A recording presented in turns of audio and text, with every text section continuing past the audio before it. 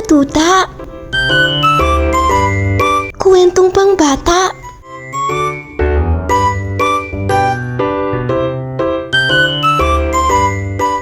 Natuto si Ashley.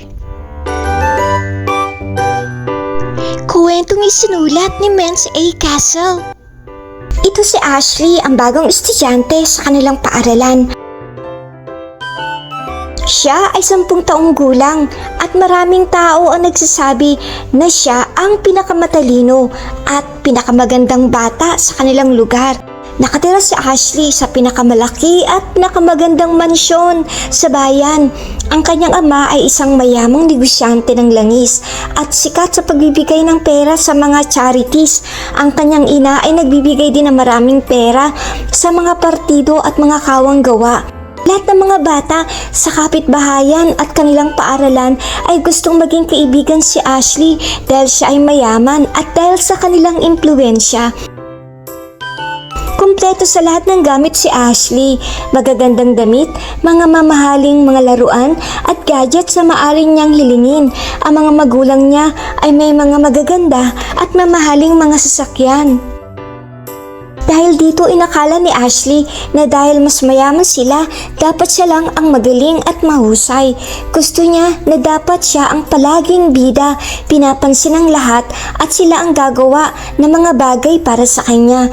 Ang mga magulang ni Ashley ay kilala sa lipunan sa kanilang kawang gawa, lalo na kapag maraming tao ang nakatingin. Para lang itong palabas. Kapag walang tao o kamera, hindi sila nagmamahal at tumutulong sa mga nangangailangan.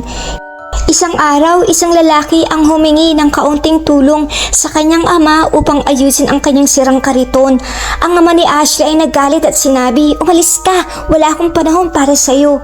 Pero nang dumating ang mga reporter sa kanilang mansyon, ang ina ni Ashley ay ngumiti ng malaki at nagsabing, "Gusto naming tumulong sa mga mahihirap."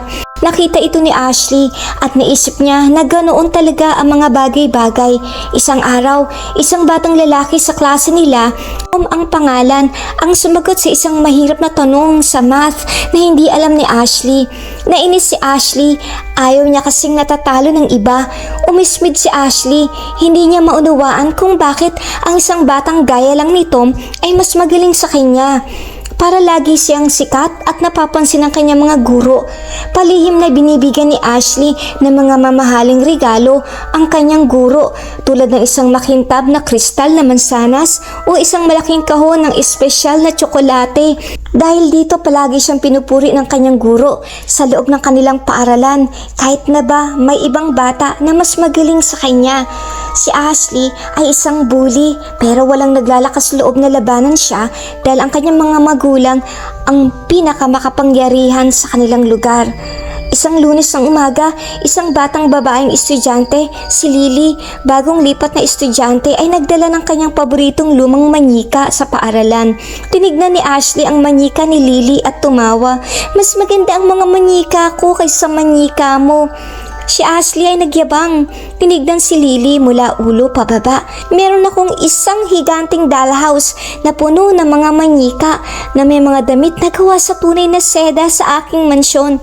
Ang manyika mo? Luma at pangit." Napuno ng luha ang mga mata ni Lily at ang mga ibang bata ay nagulat. Pagkatapos nito, nagsimulang lumayo kay Ashley ang iba pang mga bata. Hindi nila gustong maging kaibigan siya dahil natatakot sila sa kanyang masasamang salita. Isang tahimik na gabi, habang ang lahat ay mahimbing natutulog, si Ashley ay biglang nagising. Narinig niya ang isang malakas, nagingit-ngit na tunog. Biglang ang buong bahay ay nagsimulang umuga at gumawa ng ingay. Umupo si Ashley sa kama, natigilan at tahimik. "Lindol!" sigaw ng kanyang ina. Si Ashley at ang kanyang mga magulang ay mabilis na lumabas ng mansyon at tumayo ng ligtas sa labas sa dilim ng gabi. Kinabukasan sumikat ang araw sa isang nakakagulat na tanawin. Si Ashley at ang kanyang mga magulang ay nakatayo sa pagkabigla. Ang kanilang maganda, malaking mansyon ay naging isang malaking tumpok ng mga sirang bato at kahoy.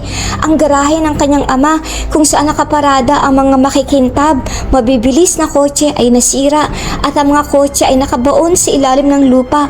Si Ashley at ang kanyang mga magulang ay malungkot na naglakad patungo sa evacuation center.